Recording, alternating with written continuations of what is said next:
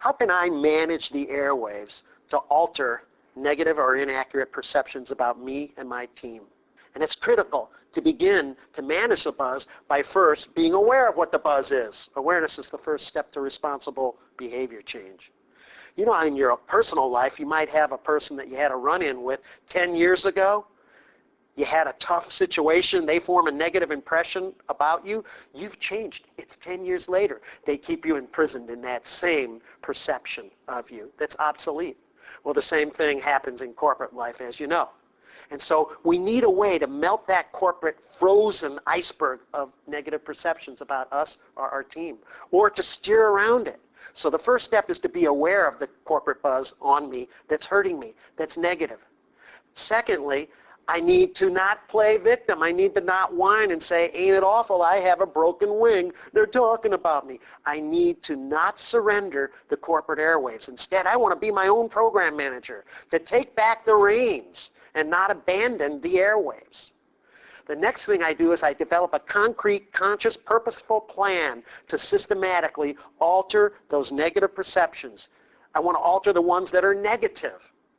I want to alter the ones that are negative if they're true, and the ones that might not be true. They might be based more upon stereotypes, an obsolete, out-of-date perception, or someone's pet peeve about my functional area. So I'm not going to just change all the buzz that's negative about me, because that's impossible. But I want to think about what negative buzz is hurting me. It's hurting my political stock. It's hurting my team at resource allocation time. There might be one part of this company that hates the fact that I'm stubborn about details, if I'm in quality control, for instance. The sales department might be resenting me, perceiving me as blocking their commission. Meanwhile, the legal department and risk management is revering the ground I walk on. So I want to be aware of the negative buzz. I want to make some decisions about what buzz I want to change. I want to make that conscious decision that I need to take charge and have a plan, and then I craft my plan. It consists of 3 or 4 things. One thing I want to think about is I want to be very careful in my plan to craft language, to label myself with language that helps spread a different buzz, that turns around that negative impression.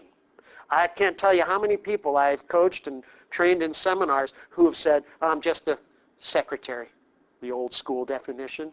Now at least maybe they'll say, oh, I'm just an admin. And I like to say, do you realize how you're discounting yourself? Why not talk about yourself as being the diva of detail? And you should see the smile that goes on their face. So the point here is, let's label ourselves in ways that do not negatively perpetuate a negative perception. Never forget being in a workshop once, and a guy introduced himself. I'll call him George. He says, hi, I'm the resident techno geek. Well, he was in IT, and it was funny, and if it wasn't a problem for him, who cares? It's a nice joke. It was a problem for him. He was perceived by others in the company that weren't as research-oriented as being kind of a stick in the mud, pain in the bottleneck, IT person who was overly technical with too much jargon. It was negative buzz for him. So he was putting a great big target on his back saying, kick me again, kick me again. So I want to use language that is going to be helpful and non-pejorative about my function. I also, in my plan, need to target specific behaviors that I need to add or modify. Just like years back, the famous news reporter Dan Rather was perceived, his buzz was that he was too crusty and too rough and gruff. They softened him up with a sweater. What are the things that you need to do? That IT person maybe needs to lose the pocket protector, needs to get rid of the jargon in his language, needs to use less technical jargon, and if he needs to say something that's jargon-oriented and technical, he wants to relate it to sales, to manufacturing, to supply chain, to HR, to show that he has a broad-based business knowledge. He might walk around with copies of the Wall Street Journal, the Harvard Business Review, and oh yeah, read it, so that you can be conversational about broader business. So we're not trying to perpetuate stereotypes, we're trying to stop them. The next thing I can do in my plan is to plant seeds of new impressions. If I'm at lunch and I'm perceived as someone that's a wimp, I don't hold my people accountable for performance, and people don't respect me to manage out the poor performers. Maybe I want to send a different impression. Maybe I'll talk about the fact that, I'm late to lunch. I'm so sorry. I'm late to lunch. I just had one of those appraisals that were the tough ones. I had to say some things that the person did not want to hear. But you know what? It's my job. Hey, comes with the territory. Not my job to be popular. So this technique of planting seeds of new impressions involves mentioning topics in casual conversation, stories and anecdotes that send a different impression about me and how I should be perceived relative to that negative buzz of being a wimp or a pushover. Finally, I want to blow my cover. I want to admit my faults if they are there.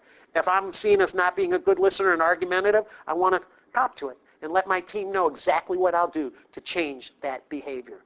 And this will get the buzzards to perhaps cut you some slack. Maybe if you're on my team and I've admitted it to you, next time you hear someone buzzing about me at the water cooler, how argumentative Rick is, maybe you'll say, hey, cut him some slack. He's a professional. He's working on it.